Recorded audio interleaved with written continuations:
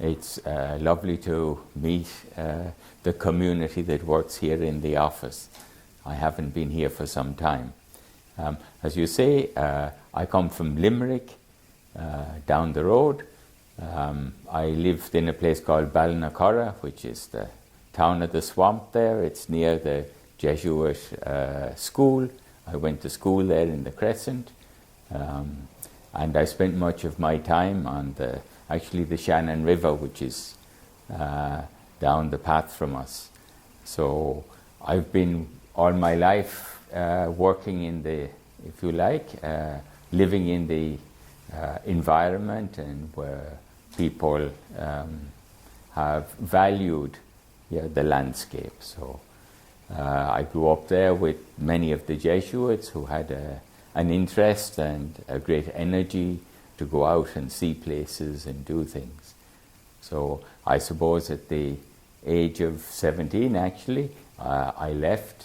I went abroad to work I eventually ended up working in London Zoo for a while, which was quite an entertaining job. I then got involved in measuring glaciers in Iceland before I ended up in the tropics. I was looking for somewhere warmer to live. So I ended up in Malaysia. I lived in Mount Kinabalu for a number of years, a wonderful ecology, and began to see some of the difficulties that people go through in life and how they really struggle for a life in relation to the land and the seas. So I followed them across, as it were, to the Philippines, and it's there I got involved with Jesuits again. So I'm not really a missionary, nobody sent me, I appeared, and I've been living there for 30 years or more. It's a lovely life. I'm very happy. I have youth and hope around me, even as I grow old. I see many of the challenges from the perspective of the youth who want to do things. So what I'm involved in at the moment, I suppose there are two things I'm working with. One is in the area of education, but it's a surprise to me that I'm in education because I thought I left it a long time ago. But the youth wanted to do things, and we've organized activities around a learning program of care for the land. So we're in a forested area. It's some of the last forest in the world, you can say. It's a cloud forest above us. It's very rich in biodiversity, in a relationship with the culture, and we've struggled for nearly 30 years to get land rights, and we finally got them with great help from Mission Kara and others to do this. So it's really a celebration for us. I've watched these children grow, and now we have land rights. Now we're looking for management capacity. So we're growing some coffee, we're growing some abaca, we're trying to get a livelihood stabilized so that we can offset the movement of large-scale corn growing and commercial production for animal feeds, because we want to feed ourselves first of all. We also want to keep the forest because we've always lived by the forest, and we have our own fresh water, and we have our own energy. So we want to try to keep that and find a way to dialogue with a modern world that consumes so much. So we're trying to keep this balance between quality of life and consumption and security, so that the world is not a troubled place when you walk into it. We want the youth to have opportunity and hope. So in the valley where I am, we have about 2,000 youth who are trying to find creative ways of living in relation to the land, of connecting with cities and local government, and finding ways so that they can lead their people, address their concerns. So that's where I am at the moment, but the other half of my time is sort of down the valleys in the floodplains. So I've been working quite a lot my background is in hydrology. My studies were in London years ago in King's College. I studied forest hydrology because in most of the world we've cut the forests. Surface water flow is much more rapid. The storms are getting somewhat bigger, accumulation of water, and people living by the river, by the immediacy of their livelihood, is often occasion for disaster. And we're constantly going through disasters in the Philippines, as you know. So a lot of my work is trying to talk with communities so they learn strategies collectively, because many of them are new to their areas where they're living, how they can work together to evacuate, to relocate, at the same time trying to get government to assist in that process. So that's really what I've worked through over the years. If you like, it's a new sense of mission. It's a mission I'd like to call everyone to, because it's a mission that's creative and it's a mission that cares for creation. Climate change is a very difficult concept to get your hands on. We're talking about climate. Most people experience the weather on a day-to-day basis.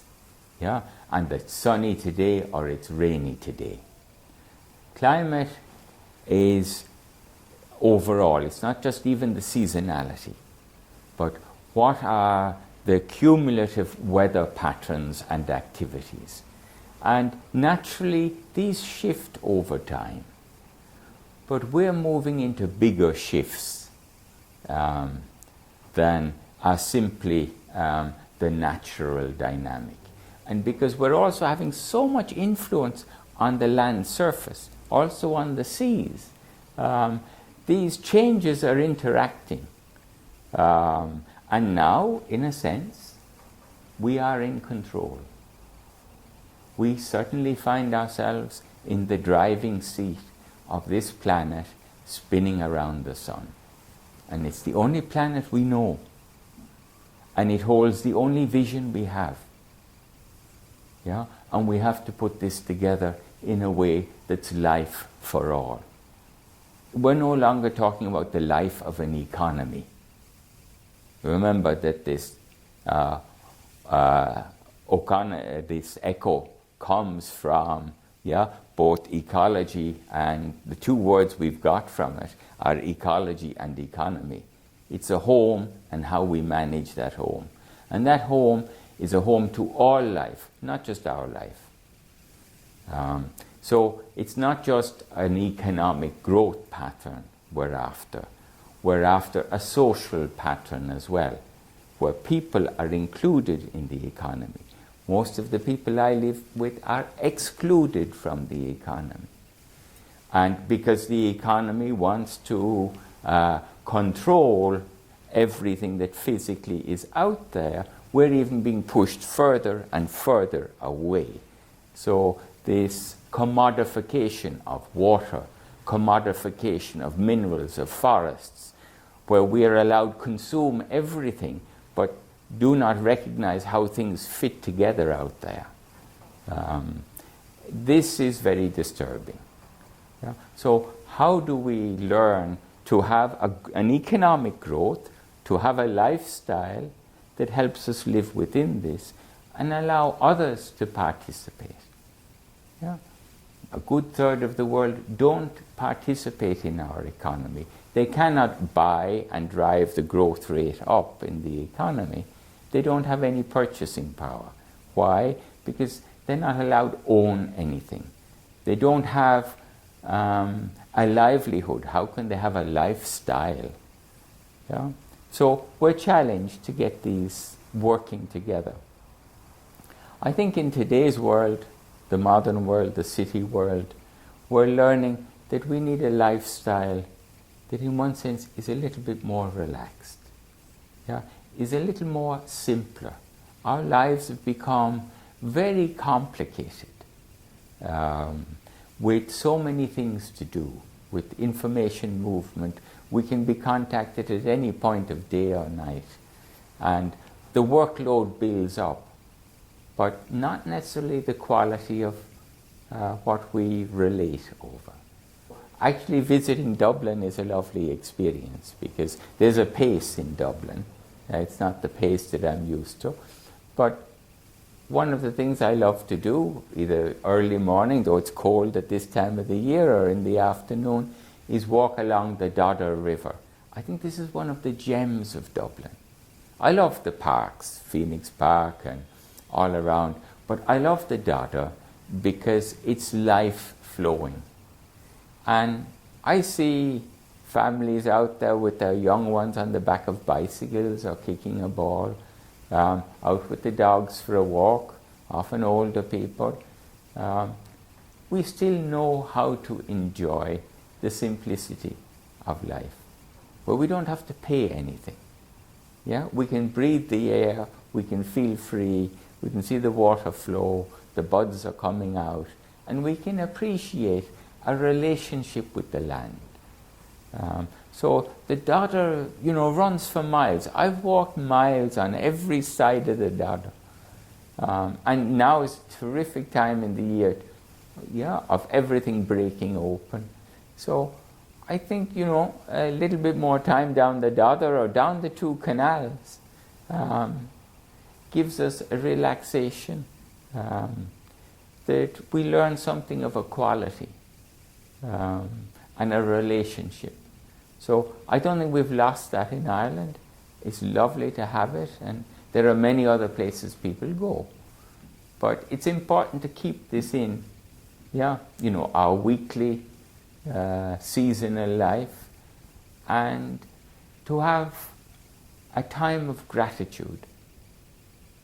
Because if we don't have gratitude, and if the youth don't experience gratitude for life, then they don't find value in their own life. We need this. There has to be, in the economy of things, space for compassion, for gratitude, for relationship, not simply self. I think worldwide, the youth are faced with challenges that we were never faced with. We're faced with challenges of uncertainty. I watch Japanese youth at this stage who were a tremendous force of energy and creation, quality and sustainability. They're challenged now because they don't have security of work. They don't have security of identity. Everything, you move from one contractual job to another, then you may not have a job, you may not have a city to go and live in. So we're challenged by that. We're challenged by self-worth because sometimes we're looking into a technology and not into a personal relationship, and we don't get reflected back, the sense of worth and relationship. It's only in what we do, what we deliver, our professionalization, very calibrated contribution to a certain aspect of society or level of society. But the fullness of life, youth are very challenged to experience and to have a hold on. Job security isn't held by very many today, and certainly the youth I work with, we're excluded. We're not part of the economy. This is the social and economic inclusion that we're only beginning to talk about. The economy, if it is to be an economy that is valued, has to include everyone and not exclude or abuse the labor forces. You look at the Filipinos, who come this far to Ireland to work. They give of their heart. They're wonderful people. They care. They're some of the best nurses and seafarers. And yet their own lives are threatened in the process. Their own family integrity. Because they're away for so long, they send all their resources home, and sometimes they don't have too much to go home to.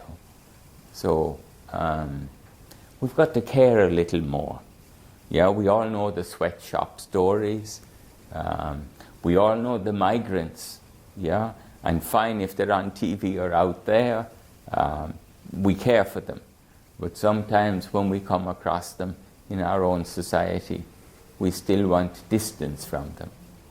We're entering into, we talk a great deal of a global city, as if it were a global economy. But it's not. It's a global landscape where everyone has to find a place. And we have to care for that landscape because it gives us the air every day, it gives us the water. Water doesn't come from a company. Yeah? Water comes from the landscape. It's filtered through the landscape. It comes with the rain, and we have to respect the seasons. This is why we have to respect climate. So all of these things come back again. Yeah? We've got to care. And I think that that's really the value we're most confronted with today. We can probably solve anything. We'll soon solve all of the health problems, I'm sure, of cancer and of heart failure, all of these things. We have all of the technology. But we actually need the heart to care. Because otherwise we'll only do it selectively and economically. We won't do it humanly. And that's what makes us human, the caring. So we have to build that back in to all our strategies, to all our policies and governance and economic negotiations, always making sure we include and we address needs. We're too close together in the world today not to care. You know, Francis is wonderful. I mean, he's got a whole other dynamic of compassion. I mean, he came to talk to the people in Tacloban, and he spoke in Spanish, whatever, but he spoke from the heart. We don't understand Spanish in the Philippines really anymore on a day-to-day basis, but people wanted that warmth from him. And he spoke simply of his deep concern and his concern for people and how we must strive to get out of this. So he really met the people in a beautiful way. Yes, it was all translated, but you can tell when someone's talking from the heart. And that's what we need. We have too many problems in the world to be told we're doing even more things wrong. It's the same with the environmental issues. I don't like to call them issues. They're concerns, because we're all part of the problem. We should all be part of the answer. Yeah? So Francis calls us to this. Yeah? He calls us on a new mission of care and celebration. Yeah? Francis is also a smart man on the job. So he's watching the opportunities. He is a change maker. Yeah? He's changed so many people's mindsets. He's a point of conversion for many of us, that we can now say, yes, we can do something. And even with global politics in the pathetic situation it's in at the moment, we can't seem to address anything with clarity and agreement. He seems to show us a way that is possible. Yeah? So again, this is the second meeting. There was a meeting of the Pontifical Science Council before. We have this. It will lay out the scientific discussion, if you like. But what we need most is we can continue to discover the details of the planet's boundaries. But what we have to discover most of all is how to communicate that to people as to why should I care? Why do I bother? And we've got to transform people's hearts. And even the scientists know this, that we can have all the knowledge, but knowledge is not wisdom. Yeah? Knowledge is not change. It may be in the technical world because you can put it to a beneficial and economic output. But for people on a day-to-day basis, where we have very segmented responsibilities in society and we expect government to look after so much, we're not going to solve it that way. We're only going to solve it through the heart. So I think Francis picking up what the scientists are saying in the Vatican, fine, but how he communicates this with social inclusion, with a compassion again, so that we really feel that we can embrace each other in the world. We've had a lot of disillusionment, and the youth suffer from this in particular. We've had a lot of disasters in the world and very painful stories. And the youth today, most of all, need occasions for hope, need opportunities. And Francis is saying, it's there for the picking. Yeah, if we'll only reach out again, if we'll only form, as it were, new alliances, new networks. So I think this is again where communication and technology can help us, but it can only help us if we have the heart. We all have, shall I say, personal visions. And we need to strategize, and particularly the youth, in terms of getting jobs and work together. So we have a vision of how we're going to live our life. Hopefully we've had the joy and the memory of growing up in a coherent and loving family, and in some sense of community, because community is changing very much today.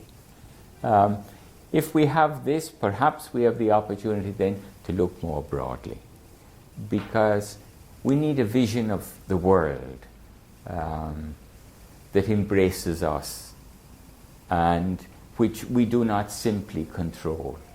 Now, science, if you like, for us, has unveiled the whole cosmos from its beginnings, as it were. Yeah? Now we are challenged to draw that towards us, as it were, and enter into this wonderful mystery. Because even if you're doing science, you're facing mystery, and it requires faith. And you see us on a tiny planet, nothing in the cosmos, in the size of it and in the wonder of it. And yet we share in the wonder of life.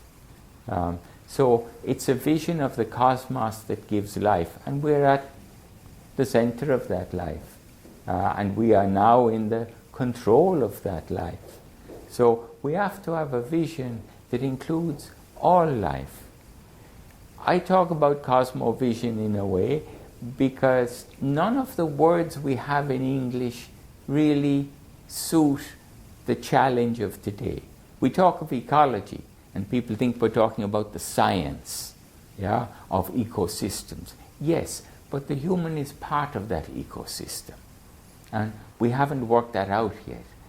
So on the other hand, we can talk of nature, but nature is an image of red and tooth and claw. That doesn't really give us the relationship we want. It's not simply about survival and being the most brutal on the top of the pyramid. It's now a need to care for the entire pyramid of life. We use the word environment, but that might be a psychological framework as much as a physical framework. So Cosmovision allows us place ourselves with a degree of humility in the steering seat of this planet in the entire universe. And the youth have wonderful vision of the universe. So if we humbly put ourselves at the center of this, because we're changing climate, we're changing nitrogen levels, phosphate levels, ozone levels, acidification of the oceans, we're in control, but we're actually out of control. So how do we get this balance? So if with a bit of hope and capacity we can lay this challenge out for a further generation, whereby they can humbly take responsibility and service in this role, it will be wonderful. Because then we can get technology to work for all of us. But only if we share this compassion. So part of the cosmic vision is the compassion. Part of the cosmic vision is the ecology, is nature, and the challenges it faces us with. So this is what we've got to pick up. It also opens up the path to understanding Creator. That we're not putting science and religion in opposition, we're seeing how they ride together. Because for all the science we do, we need the value to live it out. We need values of hope, of depth of reflection, of mind shifts we've got to go through. These are part of a cosmic unfolding, which is within the human. So it's very Teilhardian in another sense. So there is wonderful challenge and hope to a youth today if we can get it on the right pitch. But if we keep being herded into a process of economic growth, which means simply profits so that we can drive an economy, we'll drive ourselves to exhaustion. So my generation, I'm sorry, has not done a very good job on it. So I'm very humble when I ask the youth today to work with me to try to find ways forward. But we have to humbly hand over responsibility for this earth in a cosmos to a generation which has to have the strength and the vision to pick it up. So I hope we can do this for the earth's sake, for our own sake. It's very hard to understand this, but I was measuring, as I said, glaciers in the 70s as a student, but it's very hard to understand that what we've set in motion is going to take 30 years to turn around. So we're already adapting to the problems in the Philippines, in Bangladesh, in some of, the atoll countries are going to disappear. Okay, that may not be a major global problem, but there are ramifications. The weather might improve here, you might think, in one respect, but we're going to have many other problems that we're going to have to deal with. And we're going to have to deal with the world, not lock ourselves up on our island. So the challenges are many. I don't make promises that it's going to be easy, but yes, I do have hope in the youth, and I think the sooner we can, if you like, lay the process out so that people can decide to engage and set up a new economy. We need growth, we need wealth development, but not in this manner in which it gets accumulated by so few. We have a minimum basic wage, but we don't have a minimum maximum wage. Somewhere we have to get a balance on this and learn to live together and be all the richer for it. I think there has to be radical changes. Maziria 20-something years ago brought me to Rio, the Rio conference. I worked with that for maybe 3 or 4 years in terms of the Intergovernmental Panel on Forests, because that's what was there before climate. But I could see we could achieve nothing at that level of any significance, so I moved to a regional strategy for many years. And many of the international organizations shifted as well. I was asked from another perspective to go back to Rio Plus 20. I think the sadness of that experience was that actually civil society hadn't been able to get a hold on the process. Governments had nothing to deliver. And I also feel that there was no real room for a faith experience. So we haven't grown too much in the 20 years. I work a little with Andreas Carlgren, who was the Minister for the Environment in Sweden during the Copenhagen agenda, and the inability to get change there has continued. So I think we have a major effort in COP21 in Paris. Either we make changes there, we need to drag governments to change, screaming and shouting in their silence. We've got to get change there. Now, otherwise we really miss the boat on this, and this generation coming up now has to cover an even worse situation. I hope that, as we say, Pope Francis talks about this social inclusion, this compassion and accountability in the major multinationals. That also has to be addressed. And if we can get this attitudinal change, so much today is attitude. If we can make a shift in this attitude and give a basis for hope and hard work, I do feel we're going to get the changes that we need. But it's not coming easy. We're past that point. The suffering is already, you can count it in the thousands, the tens of thousands, the millions of people who are affected by various disasters. The media has a huge amount of accountability that's necessary, because there's so many things not discussed on media, because it serves the political and economic times. So we have to get beyond that. We need a much greater maturity in how media operates. And it's not just through, the sideline social media that this has to come about. Because this is why people don't read newspapers anymore. We're getting the same thing doled out all the time.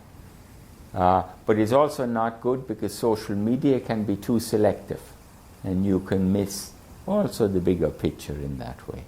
We need people not to be taking selfies all the time, but realize that we really have to open out and embrace others.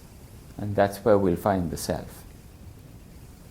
Things are only going to change if we change. We need a simplicity in many of our lives to actually acknowledge what is good, not simply what more I want, but that life itself is good, and that I relate and I relay that to others. We need, in a sense, a certain ease in order to deal with what is really urgent in the world. It's not just doing more and more and more, but it's getting that time to go a little deeper. It's getting the occasion to express the importance of values. In one sense we're talking words, but words can last a lifetime. I suppose the most significant words in most people's lives are "I do." And when your partner in life says "I do" as well. That's the mystery, something we can say so simply, but it changes our lives and the lives of others for a lifetime. We need that sort of commitment today. We need to care. We need to care in the family, we need to care in the community, and we need to care how that community lives and its impact on land and water. So I think there's a huge spirituality that has to come to the surface again. And I think we're on the edges. I think so many of the young people I work with touch off of that. And we need to be able to live that, whether it's on a spring day, whether it's in the church at a wedding time, or just when we are together. We can still relate to creation and to the cosmos, even when we're small and diminutive, as it were, persons. This is what spirituality allows us to do. It allows us to open out beyond the self. And we need to affirm the human spirit and not just our efficiency as machines in today's world. So thank you.